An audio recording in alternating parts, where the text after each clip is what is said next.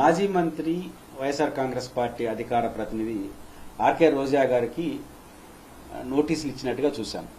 దాన్ని చెప్తున్న వాళ్ళ కారణం తిరుపతిలోనే ఒకానొక ఆందోళనలో వారు ఒక పత్రికకు సంబంధించినటువంటి ప్రతులను నిరసనగా దగ్ధం చేశారు. ఇది అవమానించినట్టుగా వాళ్ళు భావిస్తున్నారు. అవమానం ఎట్టుంటుంది? నిరసన తెలియజేశారు. సమర్థించడం వ్యతిరేకించడం ఇక్కడ నా పాయింట్ కాదు. ఎందుకు వచ్చింది ఆ పరిస్థితి? సదరు పత్రికలో వైఎస్ఆర్ కాంగ్రెస్ పార్టీ నాయకుల్ని రాయలేని భాషలో, ఉచ్చరించడానికి వీల్లేని భాషలో సంబోధించారు. ఎంత సంబోధించారంటే సదరు పత్రికలో ఆ వీకెండ్ కామెంట్స్ తో చేసిన కామెంట్స్ ని సదరు పత్రికలో మరుసటి రోజు రాయలేదు. అంటే మీరు రాయడానికి కూడా ఇబ్బంది పడే వ్యాఖ్యలు మీరు చేశారు.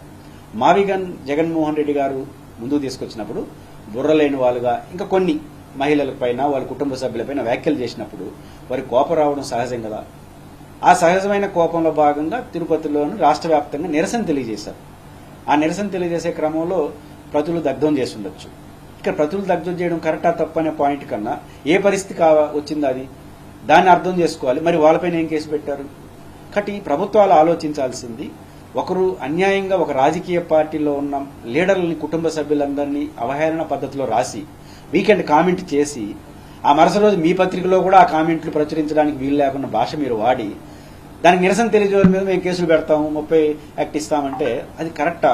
ఒకసారి ప్రభుత్వం ఆలోచించాల్సిన అవసరం ఉంది. రోజా గారు దీనికి భయపడతారని నేను అనుకోను. వైఎస్ఆర్ కాంగ్రెస్ పార్టీ నాయకులు ఎవరు ప్రజా ఉద్యమాల్లో ఉండరు. నేను అనుకుంటుంది ఇది జరిగి చాలా రోజులైంది, ఇప్పుడు కూడా ఏంటో ఆశ్చర్యకరంగా ఉంది. అంటే ఇట్లాంటి చర్యల ద్వారా పోరాడే వాళ్ళని ప్రజల్ని బెదరగొట్టడమో ఇంకోటో చేస్తే పెద్ద ప్రయోగాలు ఉండవు. అదే రోజా గారు లాంటి పోరాడే తత్వం ఉన్న వాళ్ళు దీన్ని మరింత గట్టిగా నిలబడతారు తప్ప ఇంకోటి కాదు. ప్రభుత్వాలు సీరియస్ గా ఆలోచించాల్సింది ఒక సంఘటన జరగడానికి కారణం ఏంటి, దాని పర్యావసానాలంటే రెండింటిపైన ఫోకస్ పెట్టకుండా మాకు ఇష్టం లేదు కాబట్టి ఇంకొకరి మీద ఇట్లా చేస్తానంటే అది మంచి పరిణామం కాదు. ప్రభుత్వాలు ఇట్లాంటి చర్యలు తీసుకున్నప్పుడు ఆలోచించాలి.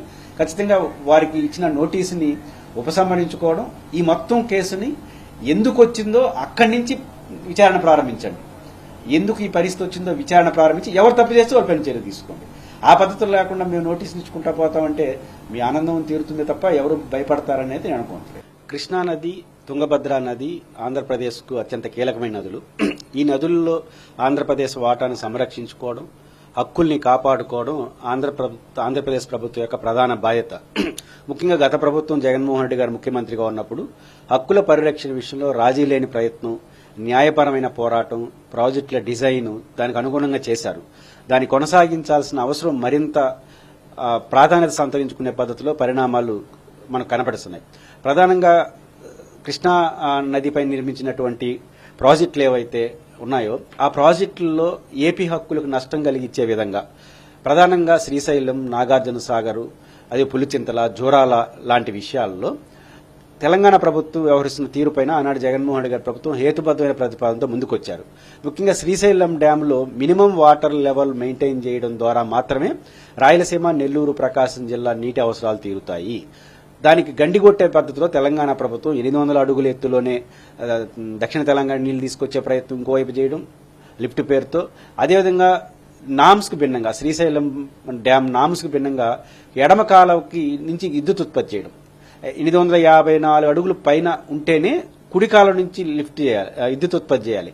అసలు ఎడమ కాలం నుంచి విద్యుత్ ఉత్పత్తి చేయడానికి రైటే లేదు. అలాంటిది ఏకపక్షంగా తీసుకొచ్చే ప్రయత్నం చేస్తున్నారు. ఇట్లాంటి దశలో నాగార్జున సాగర్లో అయితే ఏకంగా కుడి కాలువ, ఎడమ కాలువ రెండు వాళ్ళే మెయింటైన్ చేసి ముందు ఎడమ కాలువకు నీళ్లు ఇచ్చే ప్రయత్నం చేశారు. ఇవన్నింటిని దృష్టిలో పెట్టుకుని ఇది తెగే పంచాయతీ కాదు కాబట్టి కేంద్ర పరిధిలోకి తీసుకెళ్లాలని జగన్మోహన్ రెడ్డి గారు కేంద్రాన్ని కోరడం, కేంద్రం దాన్ని అంగీకరించడం, కృష్ణా యాజమాన్య బోర్డు కేఆర్ఎంబీ పరిధిలో తీసుకెళ్లాలి. దానికి అయ్యే మెయింటెనెన్స్ ఖర్చును తెలంగాణ, ఆంధ్రప్రదేశ్ ప్రభుత్వం ఇవ్వాలని చెప్పి కోరితే జగన్మోహన్ రెడ్డి గారు ఫార్వర్డ్ స్టెప్ తీసుకుని 200 కోట్ల రూపాయలు డిపాజిట్ చేయడానికి ముందుకొచ్చారు. షరతు ఏంటంటే తెలంగాణ ప్రభుత్వం కూడా ఒప్పుకోవాలి. నిజంగా ఆ రకంగాని కేంద్ర ప్రభుత్వ పరిధిలోకి కానీ డ్యామ్స్ వెళ్ళిపోతే ఖచ్చితంగా ఆంధ్రప్రదేశ్కు మంచి ఫలితాలు వస్తాయి. ఎందుకంటే శ్రీశైలం డ్యామ్ నుంచి ఎడమ కాలువకు లిఫ్ట్ చేసే అవకాశం కోల్పోతారు. అప్పుడు శ్రీశైలం డ్యాంలో నీటి నిల్వ పర్ఫెక్ట్ గా ఉంటుంది. ఆ రకంగా తెలంగాణ ప్రభుత్వం ఆదాయం తగ్గించవచ్చు. రెండో, నాగార్జున సాగర్ లో కూడా లెఫ్ట్ రైట్ బ్రాంచ్ ని సక్రంగా వాడుకోవడం ద్వారా ఎవరికి ఇబ్బంది లేని పరిస్థితి వస్తాయి. కానీ ఆంధ్రప్రదేశ్ ప్రభుత్వం దీన్ని కొనసాగించాల్సిన అవసరం ఉంది. రెండో పాయింట్ ప్రధానమైంది, కృష్ణా నదీ జలాల వాటాలు పునః పంపిణీ చేయాలని తెలంగాణ ప్రభుత్వం మొదటి నుంచి కోరుతా ఉంది. ఇది సహేతుకమైంది కాదు, ఇది చట్ట వ్యతిరేకమైంది కూడా. ఎందుకంటే క్యాచ్మెంట్ ఏరియా తెలంగాణలో ఎక్కువ ఉంది, ఉమ్మడి రాష్ట్రంలో మాకు నష్టం జరిగిందనే పేరుతో తెలంగాణ ప్రభుత్వం ముందుకు వస్తుంది.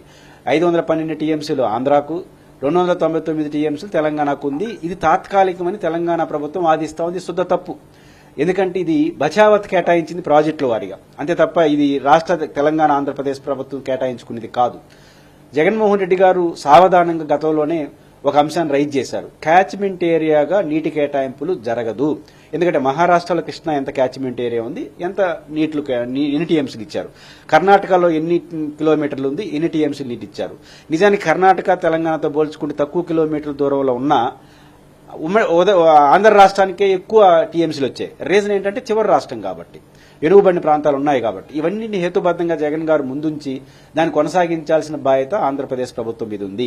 ఎందుకంటే ఈరోజు పోలవరం పూర్తయిన తర్వాత, ఇతర ప్రాజెక్టులు పూర్తయిన తర్వాత కృష్ణా నదీ జలాలను వాడుకోవాల్సింది రాయలసీమ, నెల్లూరు, ప్రకాశం. అలాంటి సందర్భంలో 512 టీఎంసీలు 1 టీఎంసీ నీళ్లు తగ్గినా పునఃసమీక్షలో భాగంగా నష్టపోయేది రాయలసీమ, నెల్లూరు, ప్రకాశం. ఈ విషయాన్ని జగన్ గారు చాలా స్పష్టంగా ప్రస్తావించారు. దాన్ని ఆంధ్రప్రదేశ్ ప్రభుత్వం ఫైట్ చేయాలి.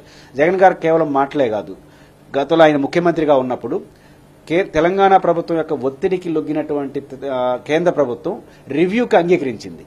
రివ్యూకి అంగీకరించడమే రాజ్యాంగ విరుద్ధం. ఎందుకంటే ఒక్కసారి ట్రిబ్యునల్ కేటాయింపులు చేసిన తర్వాత దాన్ని సమీక్షించే అధికారం సుప్రీంకోర్టుకు కూడా లేదు. అలాంటిది కేంద్ర ప్రభుత్వం ఎట్లా దాన్ని సమీక్ష చేస్తుంది, ఇది రాజ్యాంగ విరుద్ధం అని చెప్పి కోర్టులో పిటిషన్ వేశాడు, సుప్రీంకోర్టులో. దానిపైన సమర్థవంతమైన వాదనలు వినిపించాల్సిన బాధ్యత ప్రస్తుత ప్రభుత్వం మీద ఉంది. ఇంకా పిటిషన్ ఉంది. అప్పుడు మాత్రం అసలు రివ్యూని అంగీకరించకుండా ఆపేస్తే అప్పుడు చర్చ ఉండదు. కానీ రివ్యూను కొనసాగిస్తే మనకు నష్టం జరిగే అవకాశం ఉంది. అలాంటి రివ్యూని అంగీకరిస్తున్నారు కాబట్టి ఈరోజు కేంద్ర మంత్రి రంగారెడ్డి ఎత్తిపోతల పథకం ఒప్పుకోండి ఇట్లాంటి మాటలు మాట్లాడుతున్నాడు. కాబట్టి ఆంధ్రప్రదేశ్ ప్రభుత్వం గత ప్రభుత్వం వేసిన పిటిషన్ కొనసాగించాల్సిన అవసరం ఉంది. ఇట్లాంటి చేయకపోతే ఇబ్బంది వచ్చే అవకాశం ఉంది. సంతోషకర విషయం ఏంటంటే కృష్ణా యాజమాన్య బోర్డు ముందు ఆంధ్రప్రదేశ్ ప్రభుత్వం రాయలసీమ లిఫ్ట్ అవసరాన్ని నొక్కి చెప్పింది. అంతవరకు స్వాగతిస్తున్నాం. కానీ ఆచరణలో మీరు దానికి భిన్నంగా పనిచేస్తున్నారు. తెలంగాణ ముఖ్యమంత్రి మా ఒత్తిడి మేరకే ఆంధ్రప్రదేశ్ ప్రభుత్వం రాయలసీమ లిఫ్ట్ను ఆపేసిందని ఆన్ రికార్డ్ అసెంబ్లీలో చెప్పాడు. మీరేమో మాకు సంబంధం లేదంటారు, కానీ ఆచరణలో రాయలసీమ లిఫ్ట్ అవసరం లేదు, ముచ్చిమరి సరిపోతుందని మాట్లాడుతున్నారు. రాయలసీమ లిఫ్ట్ అవసరమే లేదంటున్నారు, మనకు నిబంధనల ప్రకారం రాలేదు అంటున్నారు. ఈరోజు ఎందుకు కేఆర్ఎన్బి మీద వాదించడం కరెక్ట్. ఎందుకంటే రాయలసీమ లిఫ్ట్ అనేది మనకు అవకాశం. అదేవిధంగా పోతిరెడ్డిపాడుపైన అనవసర వివాదాలు వద్దని చెప్పడం కరెక్ట్. కానీ ఆచరణలో కూడా దానికి అనుగుణంగా నిర్మాణాలు చేయండి. పోతిరెడ్డిపాడు వెడల్పు కానీ, అక్కడి నుంచి బనకచర్ల వరకు కాలువ వెంపు కానీ, రాయలసీమ లిఫ్ట్ని కొనసాగించడం, ఈ రెండు చేయకుండా కేవలం వాదనల వరకే పరిమితం అయితే రేపు నష్టం వచ్చే అవకాశం ఉంది. కాబట్టి కృష్ణా యాజమాన్య బొడ్డు ముందు ఏదైతే రాయలసీమ లిఫ్ట్ అవసరాన్ని చెప్పారో మీరు రాయలసీమ లిఫ్ట్ని పూర్తి చేయండి, ముచ్చెమరిని కూడా పెంచండి. అలా చేయకపోతే కేవలం మాట వరుసకే చేసినట్టుగా అవుతుంది. ఈ విషయాన్ని ప్రభుత్వం సీరియస్గా ఆలోచించాలి.